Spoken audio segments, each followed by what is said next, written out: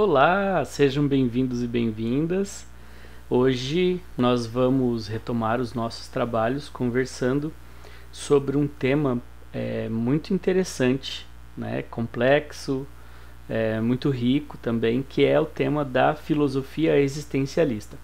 Claro que, dado as nossas condições, né, e também as características desse trabalho mediado por tecnologias, né, um vídeo desses aqui jamais vai esgotar o assunto. Ele tem o objetivo de meramente tangenciar tópicos, né, elementos que são importantes aí para a gente conversar, tá? Então, qual que é a grande relevância, digamos assim, de falarmos da filosofia existencialista? Quando a gente fala desta corrente filosófica, nós estamos falando de uma proposta teórica que produziu no último século não apenas textos filosóficos ou tratados propriamente ditos, mas produziu uma série de obras que transcendem o tema da filosofia, né? Pelo menos de uma filosofia estrita.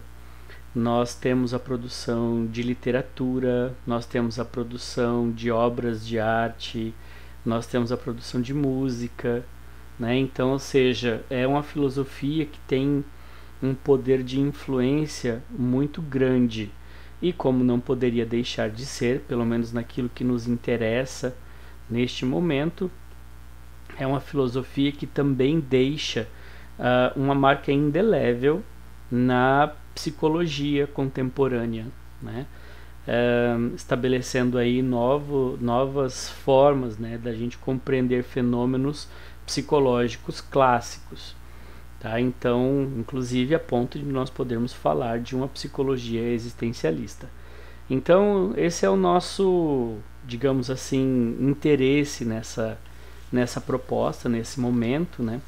Mas como eu já anunciei para vocês, nós não vamos tratar especificamente de uma psicologia existencialista, né, por uma questão de tempo mesmo e de condições, né? Então, mas isso não significa que a gente vai desprezar esse assunto. É um assunto muito relevante e vocês vão perceber que em alguns momentos há uma transversalização de questões, mesmo porque o existencialismo ele aparece como um desdobramento direto da fenomenologia. Então, a partir da recepção das obras, né, fenomenológicas, principalmente na França, nós temos aí todo um movimento de adaptar a tese fundamental da fenomenologia de retornar às coisas mesmas para um tema muito pertinente, muito importante nesse cenário, que é a análise da existência, né? Daquela implicação do ser na situação, né? Um ser situado. Então já não estamos mais falando de um plano das essências, mas de uma existência propriamente dita, tá? Então, basicamente, o existencialismo radicaliza aquele lema fundamental, aquela frasezinha conhecida da fenomenologia de é necessário retornar para as coisas mesmas. Os existencialistas vão dizer, a coisa mesma é a coisa implicada numa situação concreta, né? É um ser individual concreto, histórico, por assim dizer. Então, a partir daí, dessa premissa, né, há todo um desdobramento, uma construção que nós vamos, de alguma forma, explanar neste momento. Vamos conversar um pouquinho, tá? Então, aqui eu trago, né, o grande tema, chamar a atenção aí para essa imagem de abertura, que vocês vão entender, né? Em algum momento a existência caracteriza-se basicamente como Isso, né? É algo que nós precisamos fatidicamente nos fazer cargo, ou seja, assumirmos a responsabilidade, né? E é uma responsabilidade que nós não podemos delegar ou não podemos ignorar. É uma responsabilidade originária que compõe, digamos, aquilo que nós vamos passar a chamar de subjetividade. Então, uma responsabilidade que vem associada irremediavelmente com a dimensão da liberdade como um elemento norteador, né, para nos ajudar a balizar, a compreender a própria dimensão da vida. Então a vida, a subjetividade, ela se confunde com a liberdade, e a liberdade originária traz em si uma responsabilidade originária que a gente precisa assumir. Então isso aqui é uma forma, né, da gente olhar para essa faticidade, né, da vida e da existência. Então, vamos lá, né? Para a gente falar do existencialismo, a gente precisa imediatamente, né, nos vincularmos aí a toda uma história da modernidade. Então, partindo do pressuposto aí de que a gente está admitindo, né, essa divisão histórica, pelo menos uma dessas divisões históricas comumente empregadas. Então, quando a gente fala aí de um período moderno, nós estamos falando de uma emancipação do humano, uma emancipação do homem. Emancipação de premissas dogmáticas, né, que marcavam a compreensão de si, a compreensão do outro e a compreensão do mundo, do cosmos. Tá? Então, essa emancipação do homem, né, que marca o período da modernidade, ela pode ser chamada também de um humanismo. Por que um humanismo? Porque coloca o ser humano, né, o homem, na centralidade de tudo. Então essa centralidade, vejam, antes ela era ocupada por uma divindade, né?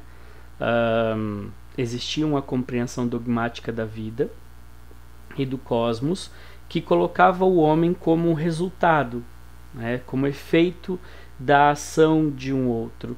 E agora não, no período moderno há um deslocamento do homem para o centro, e esse homem então agora ele começa a exercer a liberdade racional, a liberdade da sua razão, e há uma afirmação da primazia do intelecto humano que se coloca como elemento norteador, como elemento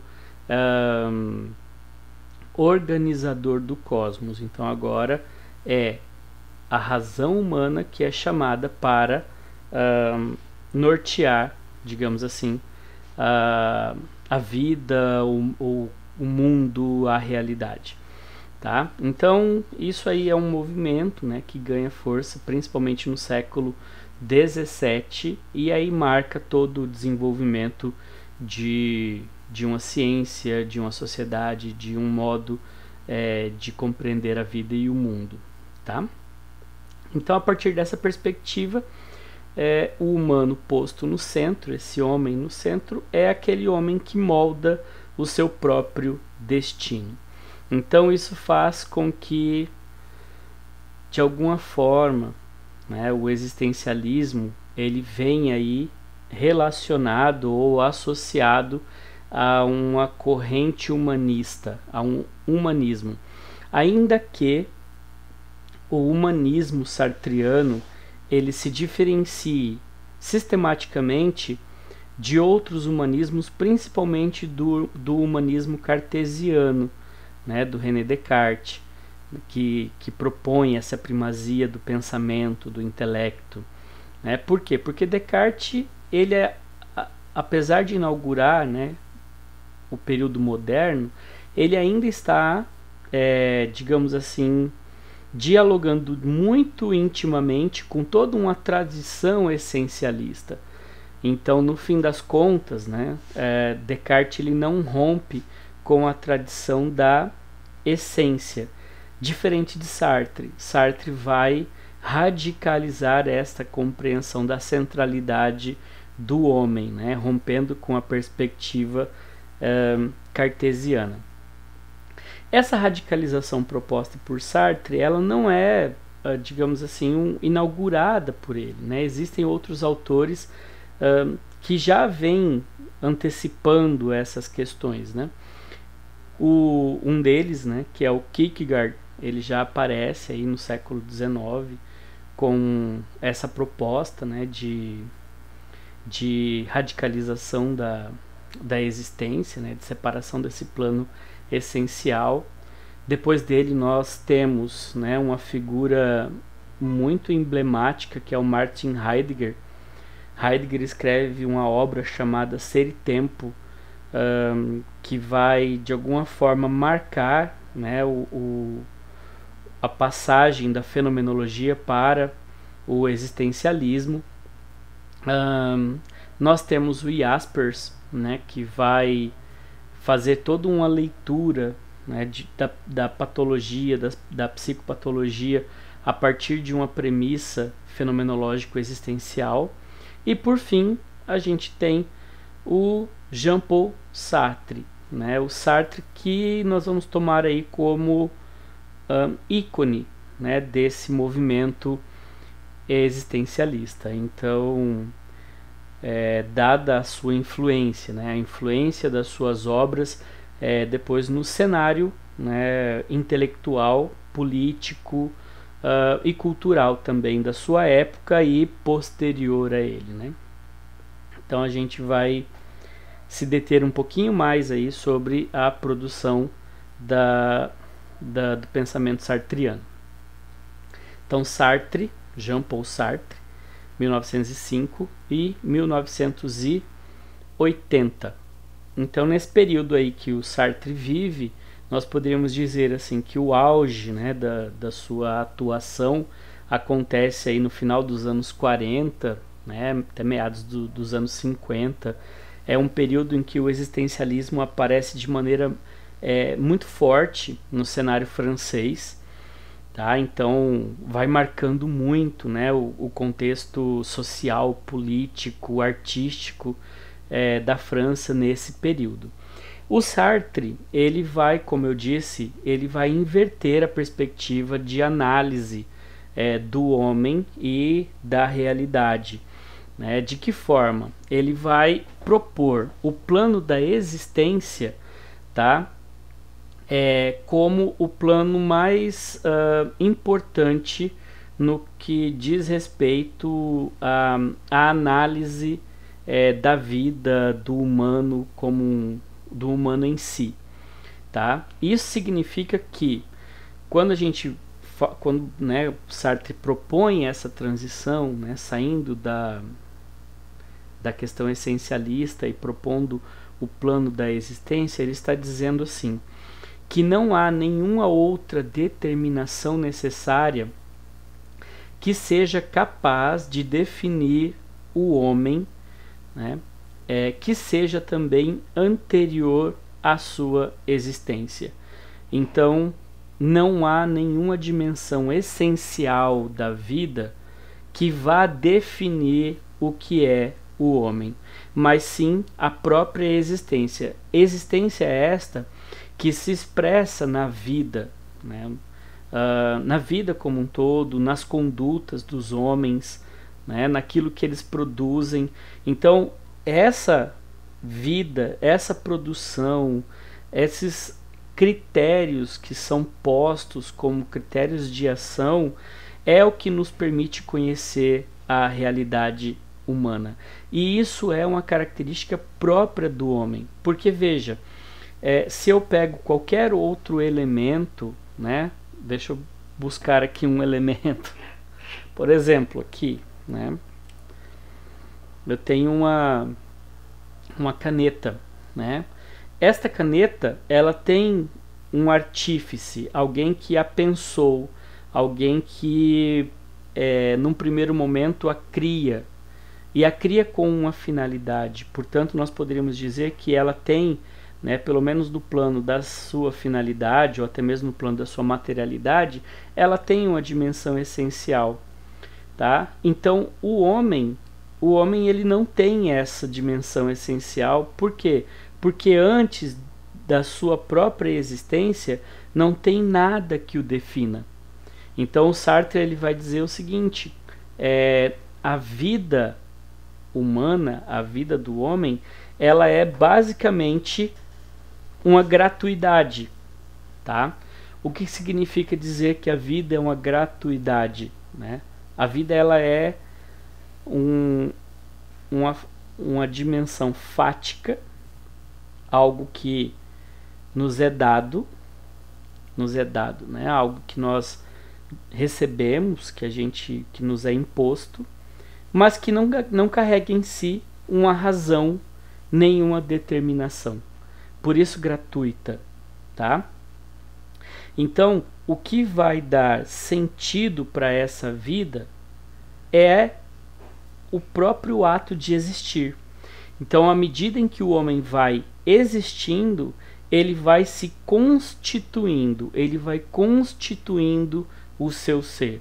Então, conforme ele vai vivendo, conforme ele vai agindo, conforme ele vai estabelecendo os critérios das suas ações, é que ele vai constituindo a sua existência no ser, tá? Então, isso é uma frase muito famosa do existencialismo e da filosofia sartriana, né? Então, não há uma essência que preceda a existência.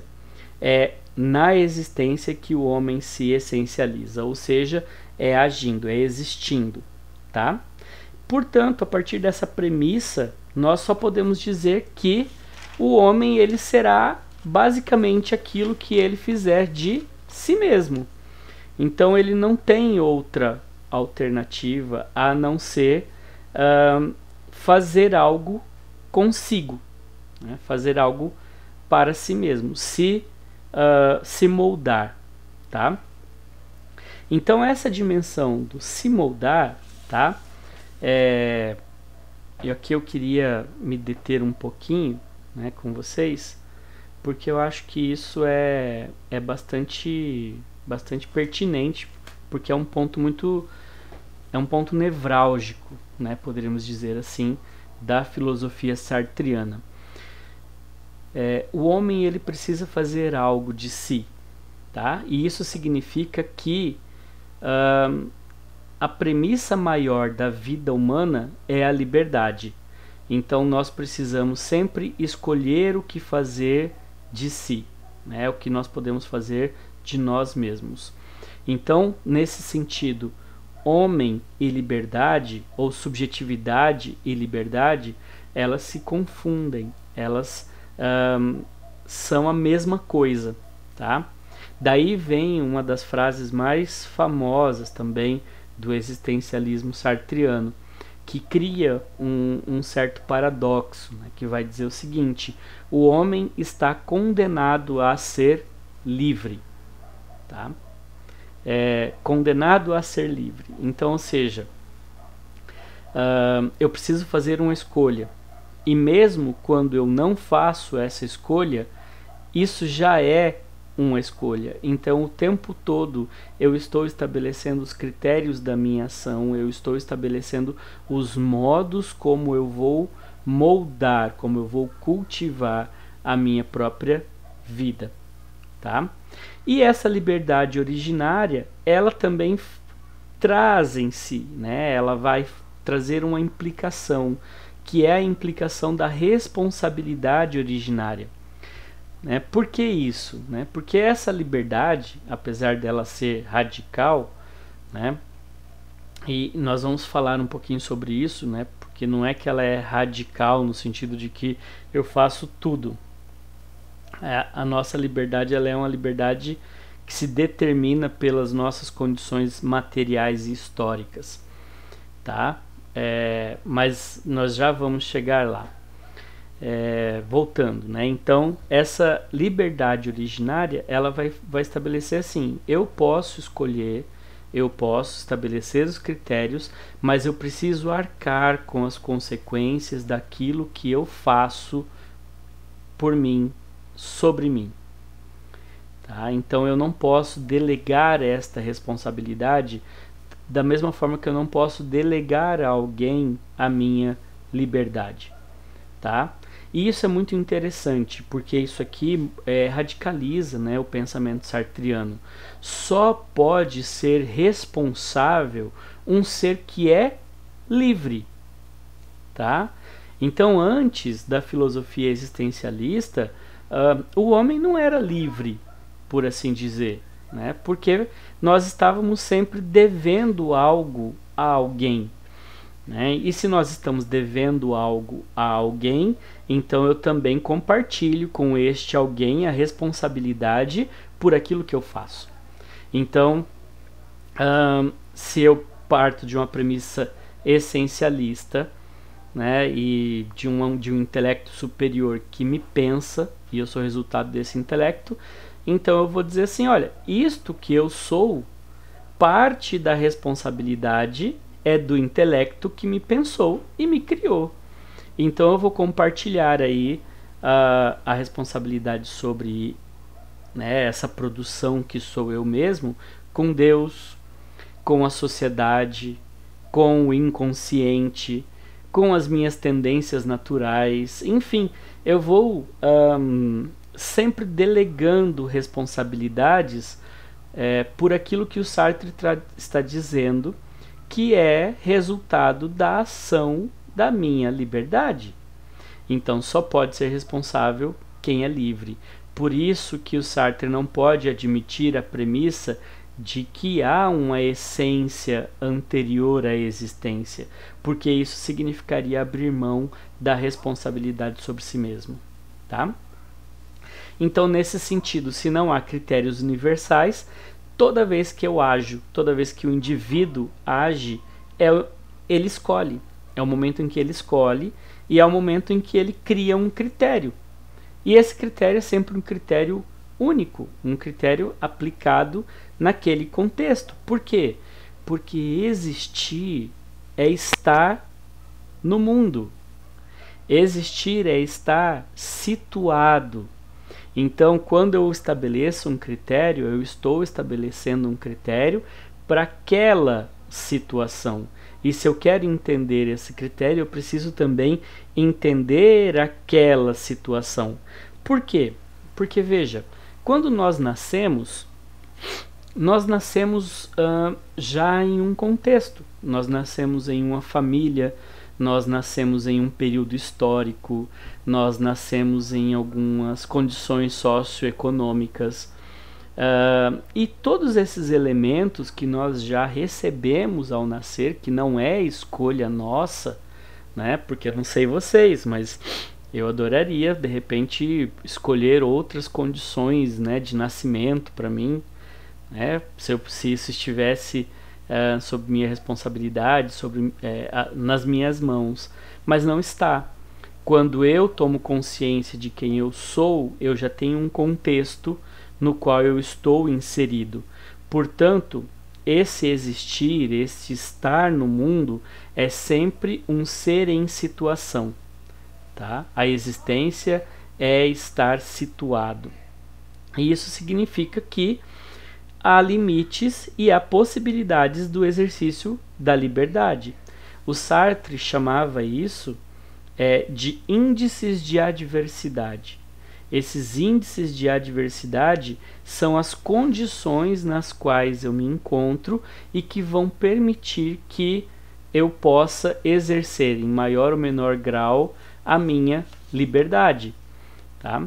E desses índices de adversidade, eu não disse, mas também é muito interessante que a gente entenda que os outros também fazem parte desses índices de adversidade.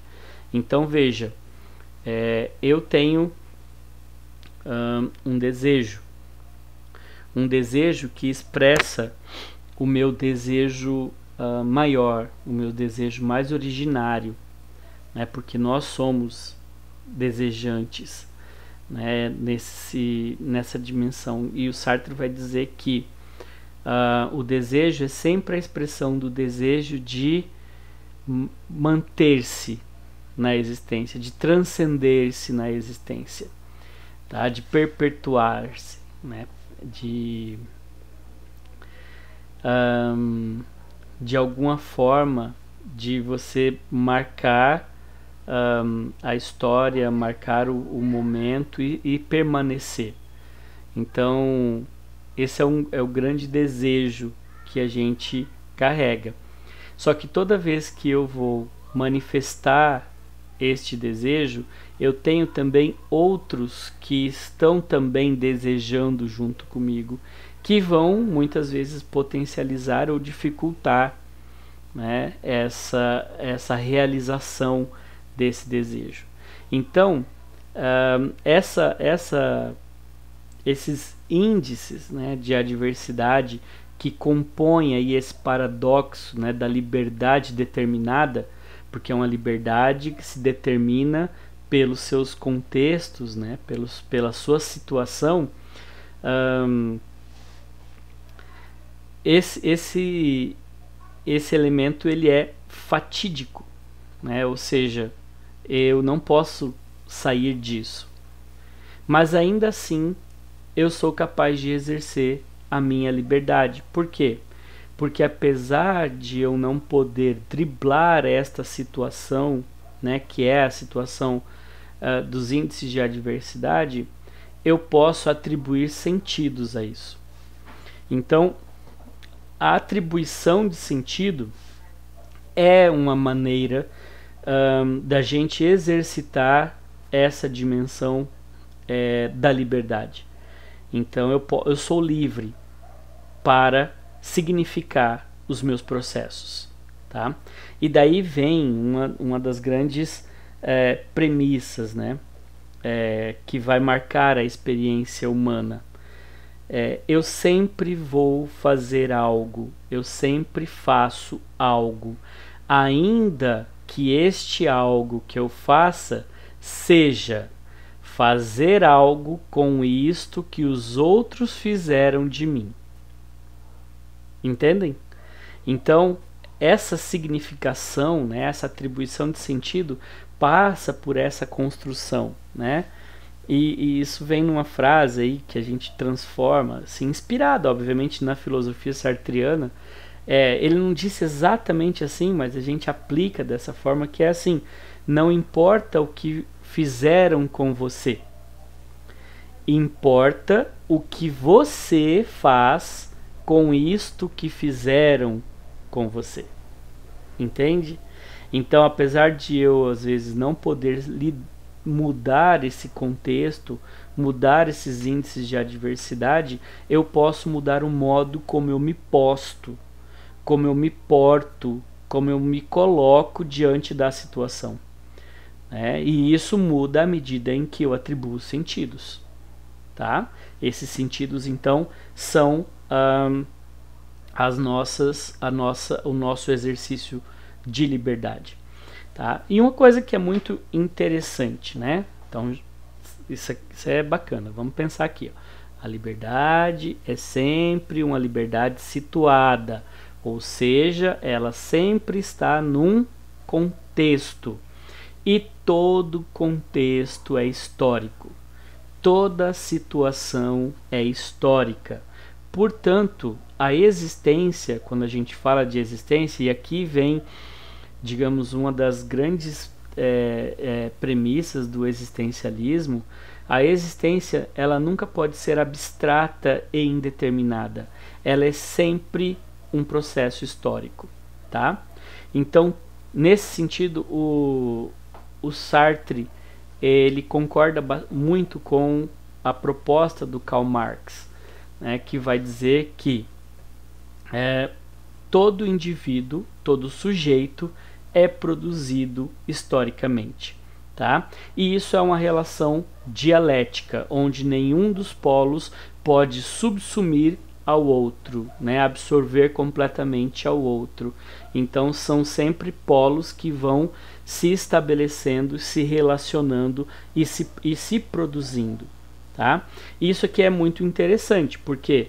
Porque apesar de eu admitir que não há sujeito fora da história, a história também só é possível à medida em que há ação do sujeito. Então, toda experiência humana é uma experiência de tensão, essa tensão dialética entre esses polos, indivíduo e história.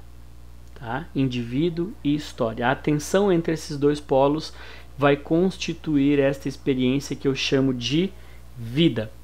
Tá? Então, o nosso contexto histórico, o contexto histórico em si, jamais vai poder extinguir o indivíduo e muito menos a liberdade. Tá? Então, isso é muito interessante. Tá? Muito interessante. Por quê? Porque me faz admitir, né, num primeiro momento, que tudo que está dado, né, que tudo que está posto, no fim das contas é um projeto. Projeto em que sentido? Né? O que é um projeto? Um projeto é essa relação entre o que eu anseio, né, e o que eu tenho de condições naquele momento. Tá? Então, se a minha liberdade é determinada, se eu tenho esses elementos que vão cerceando a minha liberdade, isso também é um convite à transgressão desse cerceamento. Então, só o fato, só o ato de me propor uma condição diferente daquela na qual eu estou, já é um ato de transcender a essas limitações contextuais. E isso significa, ao mesmo tempo, que eu estou produzindo história. E à medida em que eu estou produzindo história, eu também estou lidando com os contextos. E esses contextos vão estabelecendo novas formas de exercício da liberdade. Então, no fim das contas, nós poderíamos dizer que todo esse exercício de viver é um exercício de assumir riscos diante deste projeto que é a vida, que é a existência. Tá? Então, lançar-se, né? Lançar-se, desejar, assumir-se, são formas de lidarmos com os riscos da nossa própria existência. Tá? Então, esses elementos são elementos que marcam bastante, né, a filosofia sartriana e consequentemente, né, a filosofia existencialista. Né? E o Sartre, ele vai dizer isso, de certa forma, é meio nauseante. Né? Por quê? Porque não existir uma resposta imediata, né, a esse porquê da vida é angustiante. Né? É uma forma da gente se angustiar. Então, só que essa náusea, essa angústia, ela não é uma angústia árida, ela é uma angústia criativa. Né? O Kierkegaard já vai dizer, né? A condição de criação da vida, né? Angustiar-se. Então, essa náusea impele o indivíduo a fazer-se cargo de si, assumir a sua existência e realizá-la. Porque se você, como indivíduo, não fizer algo por si, realizar a sua existência, ninguém o fará por você. Né? E isso significa atribuir sentido, dar sentido. E qual que é a grande questão, né, desse período aí, né, que nós estamos vivendo? Então vamos tentar agora transpor um pouco essa discussão para um cenário mais contemporâneo. Então essa sensação de angústia diante da vida, né, de náusea, de fazer-se cargo dos riscos, de assumir-se e realizar-se, ela gera uma série de situações ansiogênicas, né? Elas são já em si mesmo ansiogênicas. Uma angústia é muito ansiogênica. Tá? E hoje, na contemporaneidade, o que nós estamos percebendo? Uma grande patologização da angústia, né? Que significa, ao mesmo tempo, tentar atribuir um porquê antes de realizar a própria existência. Né? Então, acho que a patologia significa isso. Eu estou atribuindo um porquê da existência antes de realizá-la. Por isso que é um patós. É uma afetação, mas não no sentido legal da afetação. É uma afetação no sentido de entregar-se, né? De entregar a responsabilidade sobre si para uma definição previamente estabelecida. Tá? Então isso é um fenômeno muito contemporâneo. Outro fenômeno contemporâneo é o medo. Né? Então a gente tem medo da angústia, medo da náusea, né? A gente não quer sentir isso, não quer sentir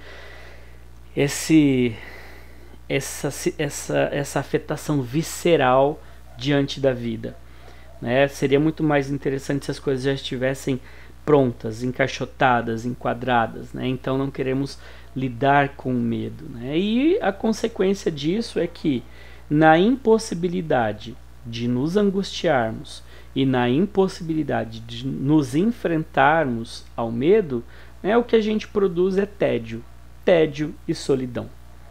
Tá? Então a gente se isola, né, a gente se entedia em nome, né, de uma não implicação, né, de eu tentar de alguma forma não ter que lidar com essa dimensão da liberdade que é assumir-se e realizar-se. Tá?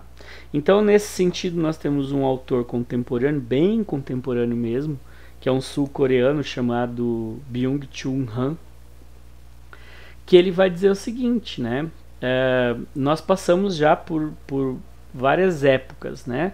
Uma época viral, uma época bacteriológica, e agora, nesse século, nós estamos vivenciando uma outra era, né, que é a era das chamadas patologias neuronais.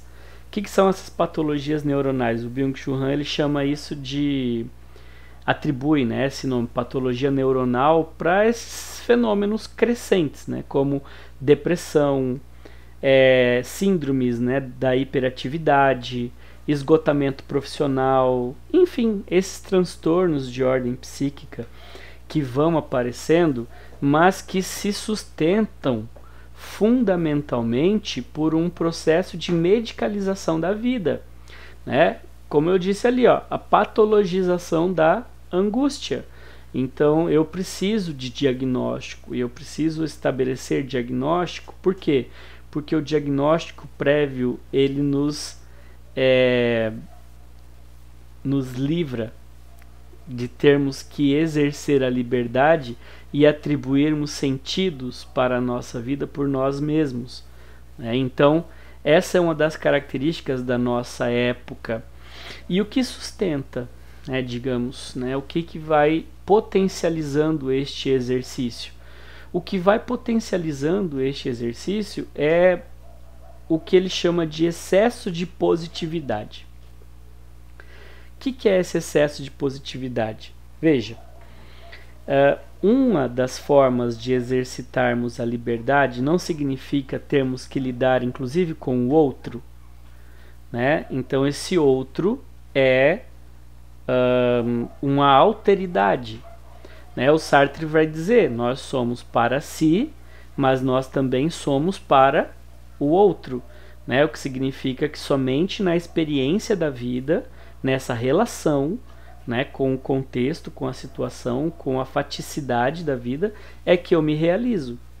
Então o excesso de positividade vai fazendo com que nesse exercício dialético, né, eu abandone um dos polos, eu neutralize um dos polos, que é o polo da negatividade. Mas não negatividade, não, esqueçamos essa coisa de bom e ruim, tá bom?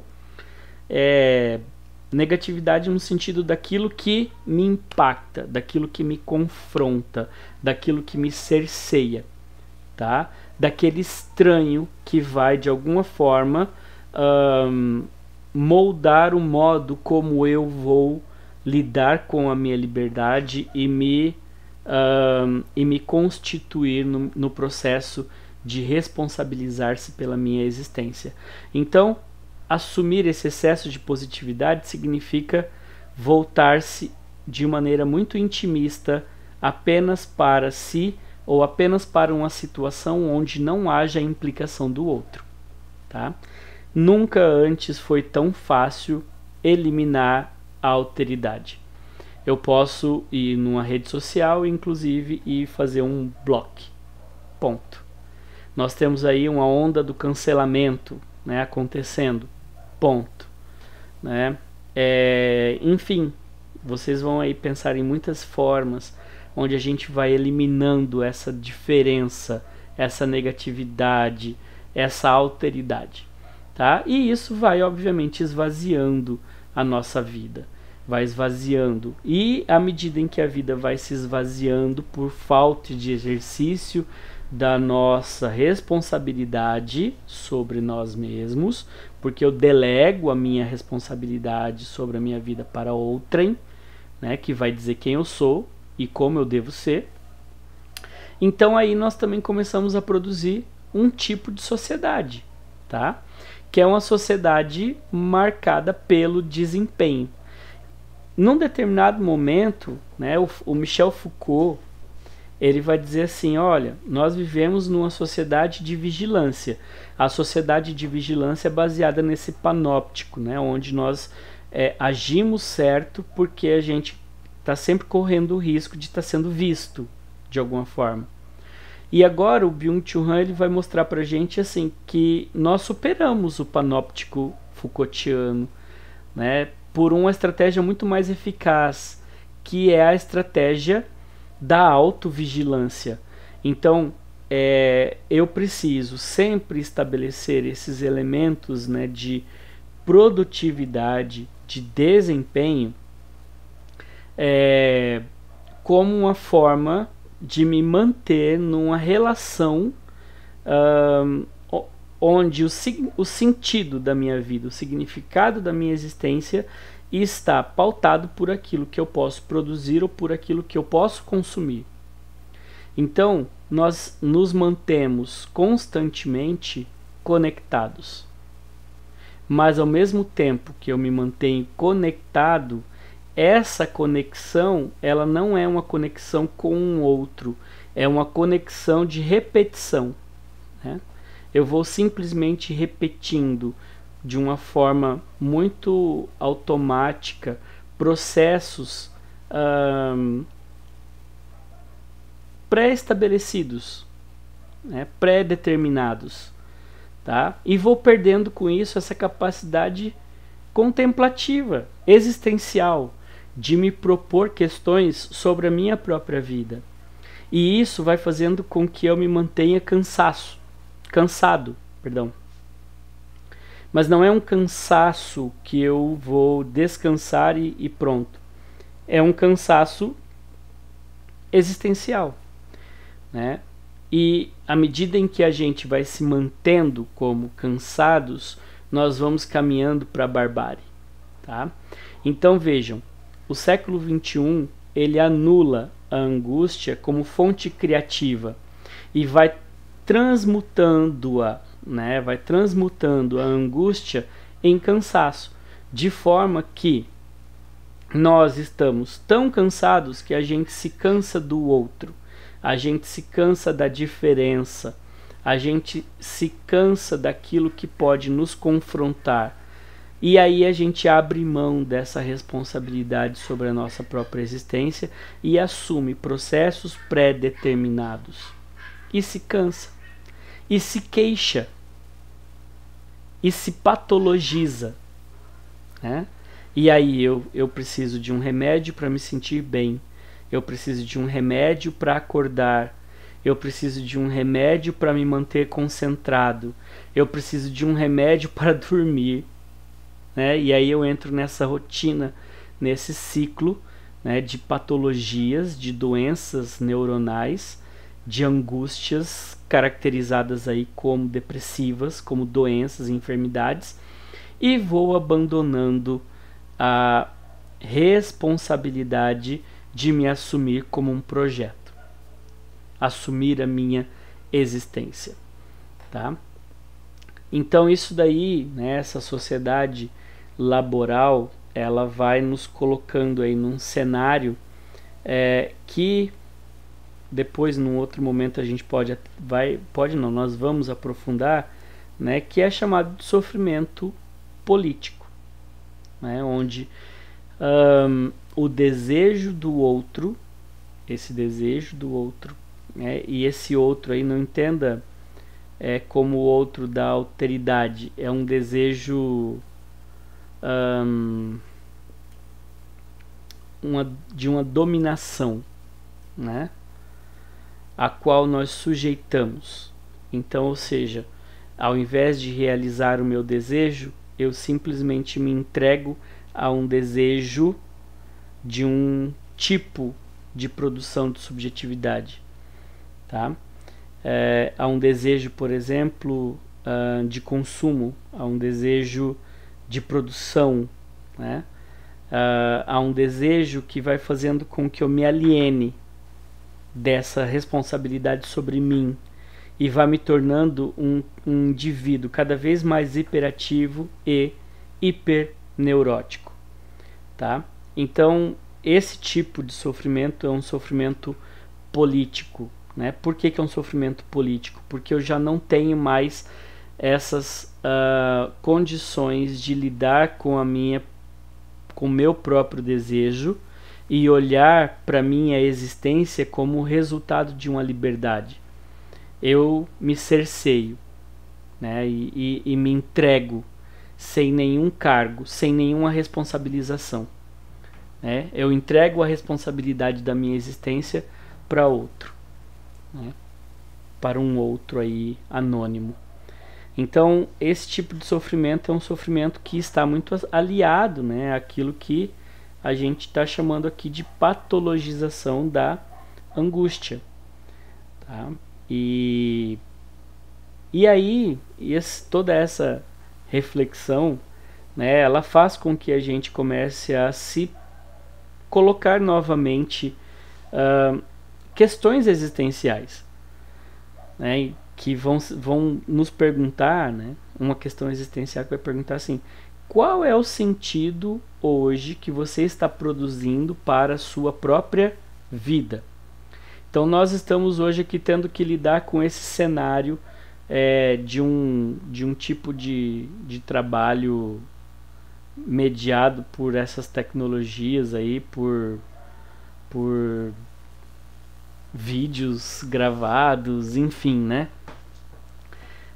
E aí, você vai passar por essa situação simplesmente porque você não tem escolha, porque você é obrigado a passar por isso e, enfim, não vai significar nada para você. Você não vai estabelecer nenhum processo de responsabilização por isso e assumir a sua própria existência como um projeto a ser realizado. Então, se você não está fazendo isso, é porque você realmente já entrou naquilo que o Byung-Chul Han anuncia como uma sociedade do desempenho. Você só tem que fazer e ponto. Não tem que significar, né? E isso significa abrir mão da sua responsabilidade, né? Então, ou seja, você não está se realizando. Você não está se realizando como ser humano. Nesse sentido, você não é humano, porque você não está lidando com a sua existência na perspectiva existencial.